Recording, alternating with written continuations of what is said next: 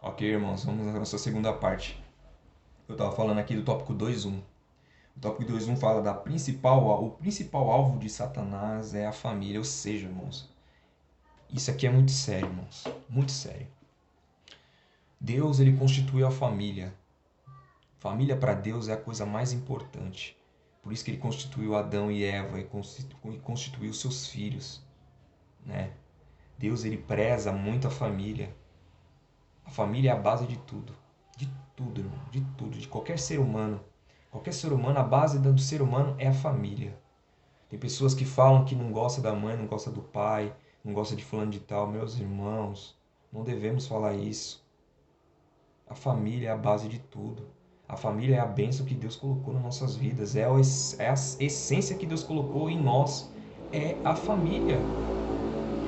E o inimigo trabalha fortemente nisso. Nós vemos famílias separadas, famílias destruídas, porque o foco principal do inimigo é destruir a família. Porque ele sabe que quando a família é unida, quando a família serve ao Senhor com integridade, com fidelidade, ele não tem poder sobre essa família. Porque o Senhor está cobertando, o Senhor está protegendo debaixo das suas asas.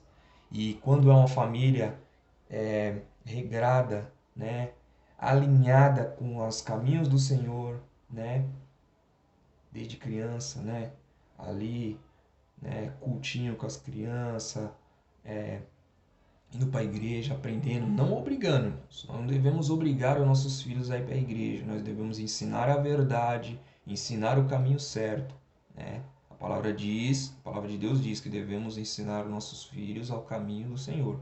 Depois que ele crescer e não quiser ir mais, ele já conhece a verdade. Nossa parte a gente já fez. Não devemos obrigar, bater em ninguém. Obrigar ninguém. Nossos filhos, eles têm o tempo deles. Nossos filhos, eles têm que conhecer o Senhor. Nossos filhos, eles têm que ter o momento de conhecer o Senhor, de aceitar Jesus, de se batizar. Porque filho de crente não é crente. O filho de crente, os nossos filhos, filho de crente não é crente, filho de pastor não é crente. Eles têm que passar as mesmas coisas que nós passamos. Conhecer o Senhor Jesus na sua essência, batizar-se, entregar a sua vida, entender o que era o Senhor Jesus. Porque muitos vão por emoção. E aí acaba acontecendo o que acontece hoje. Vem um ventinho, ó, escafetou da igreja. Não quer saber mais de igreja, voltou para o mundo. Por quê? Não conheceu a essência, não conheceu o verdadeiro Deus de Israel, não conheceu o Senhor Jesus verdadeiro, que mora não em templos, que mora aqui dentro de nós, através do Espírito Santo. Então nós devemos aconselhar e falar a essência de Jesus Cristo.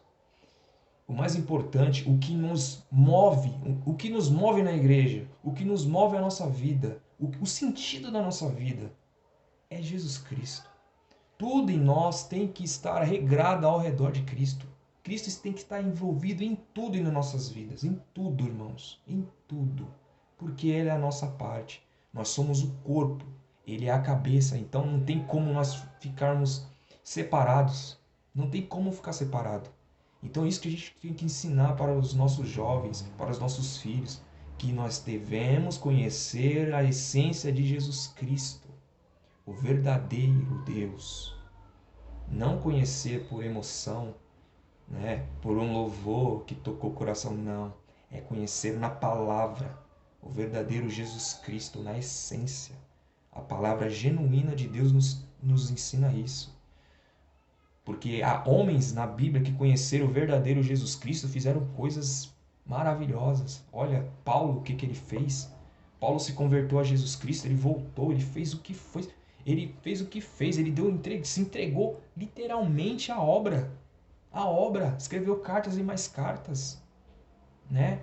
Vemos os apóstolos foram para diversos lugares. Depois da descida do Espírito Santo, eles tiveram encorajamento, tiveram força de sair e pregar o evangelho com toda a força, com toda a vontade. É essa essência que tem que estar dentro dos nossos corações para evangelizar, falar do Senhor, lutar contra esses, defender o nosso evangelho, contra essas falsas doutrinas. Ou seja, irmãos, é a essência de Jesus que tem que reinar em nossa face, em nossa vida. Jesus é o centro de todas as coisas. Devemos fazer as coisas de Deus com amor, com dedicação e ter intimidade com Deus. Porque o inimigo, ele quer destruir a família. É o alvo dele, aqui nesse tópico que está falando. Ele provocou revolta no coração daquela mulher a ponto dela falar para Jó, né? Para poder denegrir a imagem de Deus. Falar para blasfema. Amaldiçoa esse Deus e morre. Como uma mulher dessa falou desse jeito? Mas nós observamos na passagem, meus irmãos, que Deus, ele podia muito bem afuminar aquela mulher naquele momento. Porque naquele tempo ali, se a pessoa pecasse ali, fizesse alguma coisa horrenda contra Deus, ela era afuminada na hora. Nós vemos aí muitas passagens lá no tabernáculo. Os 2 irmãos que trouxeram fogo estranho e foram afuminados. Muitos foram afuminados por Deus. Deus podia muito bem afuminar aquela mulher naquele momento. Mas não, ele mostrou para ela que ele é o verdadeiro Deus. Olha como é que Deus... Olha a profundidade disso, meus irmãos. Olha a profundidade disso. Essa mulher, ela deu tudo como perdido. Perdeu as fazendas, perdeu o patrimônio, perdeu todos os filhos. Já era. O marido doente, com uma chaga aqui mortal, que ela não podia nem encostar nem nada. Ela falou, já era, acabou tudo. Aí o inimigo soprou no ouvido dela. Não, fala para ele amaldiçoar, já era. Eu só quero que ele amaldiçoe. Olha o inimigo, olha o pensamento do inimigo. Eu só quero que ele amaldiçoe a Deus para me ganhar essa guerra. Se ele amaldiçoar a Deus, eu ganhei. Porque eu apostei com Deus e eu vou ganhar. Mas não, filho. A pessoa, quando está firme no Senhor e conhece o Senhor, ela nunca fará isso. Nunca. Nunca, irmãos. Ela tomou, foi uma lição de moral que ele falou. Ô mulher, nu vi para este mundo e nu voltarei. Ele engrandeceu a Deus mais ainda. Ele já estava adorando a Deus, ele engrandeceu a Deus mais ainda. Então aquilo ali foi um soco na cara do inimigo. Quando Jó falou aquela coisa para ela. Só que Deus teve misericórdia dela, irmãos. Deus não afuminou ela. Porque Deus sabia que era o inimigo usando ela naquele momento de revolta. Ele provocou revolta naquela mulher. E nós vemos que depois Deus provou para ela que Ele é o Senhor, Criador de todas as coisas. Deus provou para ela que Ele é o verdadeiro Deus que pode fazer tudo. No final de Jó, nós vemos o que Deus fez. Deus restituiu Jó 10 vezes mais do que ele perdeu. Deu filhos mais belos, deu mais criados, muito mais propriedades e rebanhos e rebanhos. Deus abençoou, mudou totalmente o cativeiro. Provou para aquela mulher, e daquela mulher saiu mais os filhos mais belos, para se cumprir a palavra de Deus. Não devemos brincar com Deus, irmãos. Nós servimos um Deus poderosíssimo. Poderosíssimo. Nós não temos noção da grandeza desse Deus. Tem pessoas que fazem Deus com pequeno, mas nosso Deus é tão grande, mas tão grande que nós não temos nem como calcular isso. Não temos nem como calcular isso. Entendeu, meus irmãos? Porque o que o inimigo quer mais, ele quer ver as pessoas blasfemando contra Deus. Ele quer ver as pessoas falando mal de Deus. Esse que é o intuito dele. Porque ele já sabe que ele está vencido. Ele já está predestinado ao lago de fogo. Então, quanto mais pessoas ele puder arrastar para lá, ele vai tentar até o fim. Porque ele já está predestinado. Ele já está carimbado para a morte. Jó nos faz perceber que é por meio de nossa confiança em Deus que iremos vencer todas as frustrações da vida. Provérbios 23, 17 e 18 e 24 e 14. Confiança, irmãos. Confiança. Seja firme. Confia no Senhor, que Ele pode todas as coisas. Fica firme. Você está passando dificuldade? Fica firme. Você está passando enfermidade? Fica firme. Tá passando dificuldade financeira, fica firme, que Deus tem a solução para todas as coisas. Às vezes Deus está te provando, está te ensinando, está querendo ver você se pôr no seu lugar, você reagir, não recuar, né? Porque Jó não recuou, Jó continuou ali, né? Nós vemos nos próximos tópicos que fala, na crise o Senhor continua cuidando de nós, né? E aqui também fala, não renuncie à sua integridade. Nós não devemos renunciar à nossa integridade. Nossa integridade é o quê, irmão? Nossa fidelidade a Deus, o nosso empenho, sermos fiel a Deus. Isso é a nossa integridade. É ser proativo no trabalho, na obra de Deus. Fazer a obra de Deus de coração, de dedicação. É isso ser íntegro na obra de Deus, ter integridade, fazer as coisas conforme Deus está mandando. Não esmorecer, é continuar firme, porque irmãos, a vitória é sua, Deus vai dar a vitória para você, é você e Deus. Não olha para o homem, não olhe para o lado esquerdo nem direito, olha para Deus. Deus ele está olhando para você, está te dando essa prova para você passar e ser aprovado, entendeu? Como ele já fez na minha vida, faz na vida dos irmãos, vai fazer também.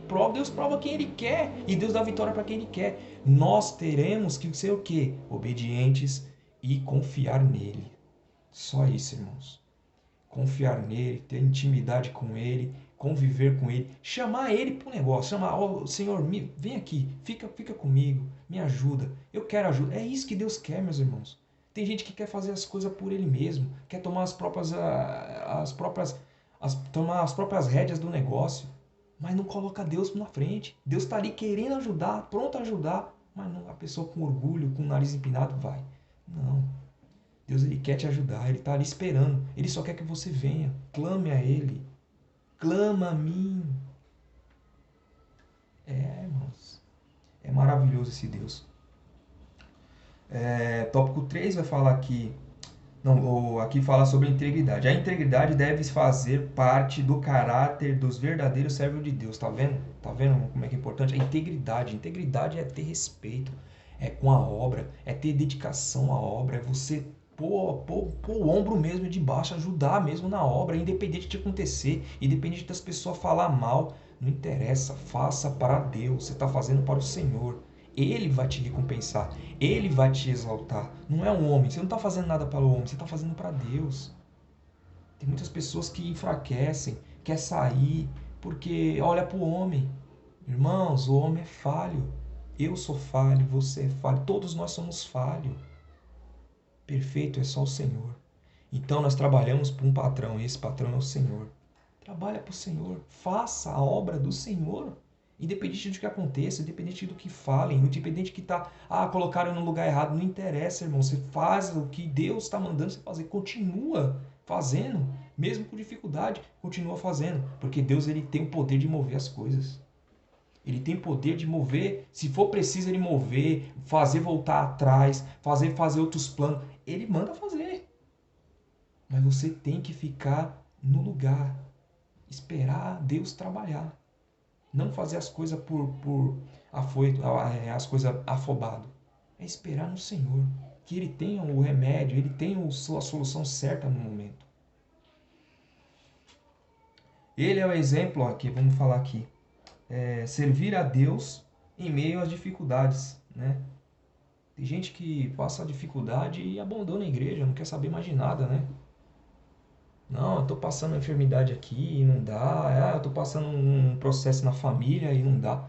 Irmão, deixa disso. Entrega nas mãos de Deus. Continua trabalhando na obra. Não deixa a obra por causa disso, não. Quem vai te dar a vitória, quem vai te dar a solução é o Senhor. Não é você ficar fora da igreja. Vou ficar fora da igreja que aí eu dou uma espainada na cabeça. Não. Quanto mais você trabalhar na obra, quanto mais você se dedicar na obra de Deus, mais rápido, mais Deus vai estar ali presente contigo. É aquilo que eu falei, chama a Deus, pede para Deus ajudar, que Ele vai te ajudar. Mas se Ele te colocou na obra, se Ele te colocou alguma coisa para fazer na obra dele, continua. E faça da melhor maneira. A melhor maneira que puder. Faça da melhor maneira. Porque Deus ele se alegra com isso. Ele se alegra com quem se dedica. Ele se alegra com quem chama ele para conversar, para se expressar, para se declarar, para chorar aos pés dele. Ele quer intimidade, irmãos. Ele quer estar junto de nós. Ele não quer a gente afastado. O Senhor Jesus já nos aproximou a dele. Então ele quer o quê? Ele quer relacionamento. Deus, ele quer relacionamento íntimo conosco, né? Você não tem, às vezes o filho, ele tem uma intimidade a mais com o pai ou com a mãe, né? Quando conversa algumas coisinhas mais, né? Uns assuntos mais sérios, né? Às vezes fica acanhado de falar com o pai, aí fala com a mãe, ou fica acanhado de falar com a mãe e falar com o pai. É aquela, né? Aquela pessoa que tem intimidade, é um amigo, né? É um amigo íntimo ali, sabe? Deus é desse jeito. Ele quer nós desse jeito. Ele quer estar ali, ó, presente na nossa vida. É nós conversarmos a Ele, falar, Senhor, tá certo desse jeito, Senhor, me ajuda. É o amigo íntimo.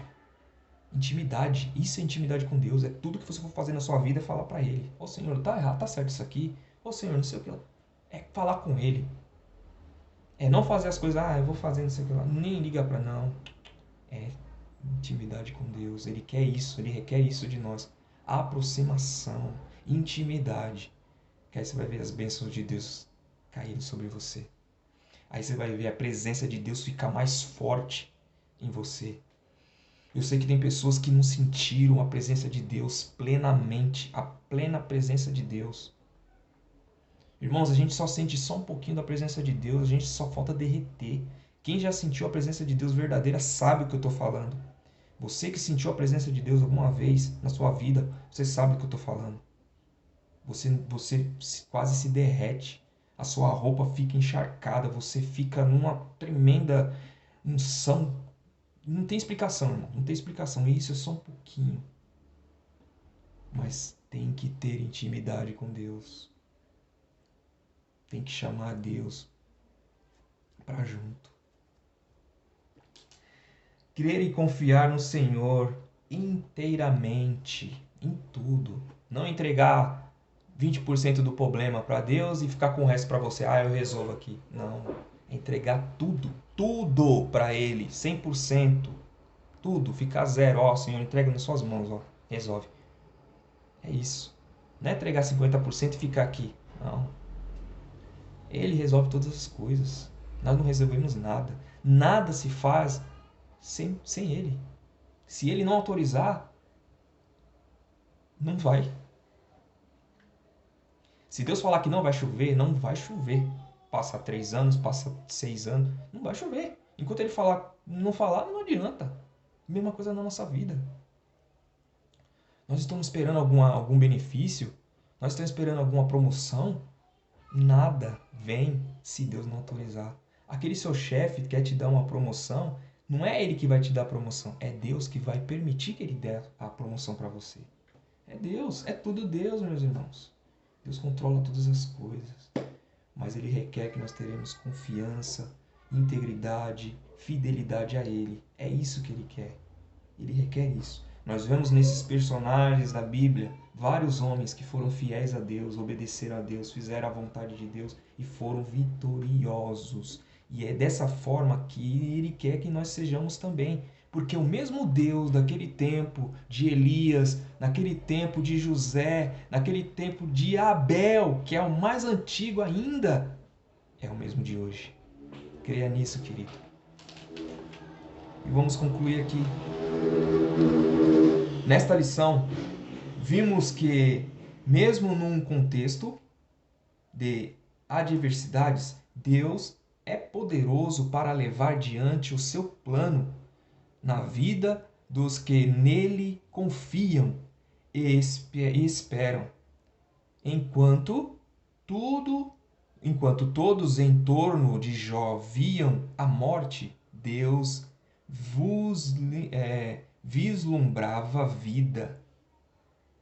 A história de Jó é um exemplo para todos nós até o dia de hoje. Tá vendo? Enquanto todos viam morte, esse homem vai morrer à míngua aí, coçando aí essas coisas aí, Jó, você pecou. O que que você fez? Fala para nós. Você fez alguma coisa para Deus.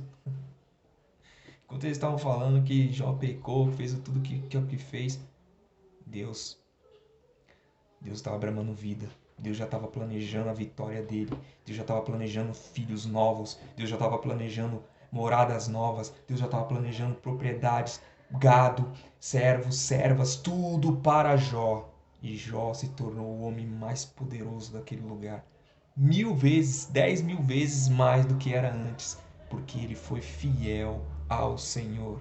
E é assim que ele requer que nós sejamos. Aí nós sejamos vencedores também. Eu agradeço a oportunidade em nome de Jesus. Amém.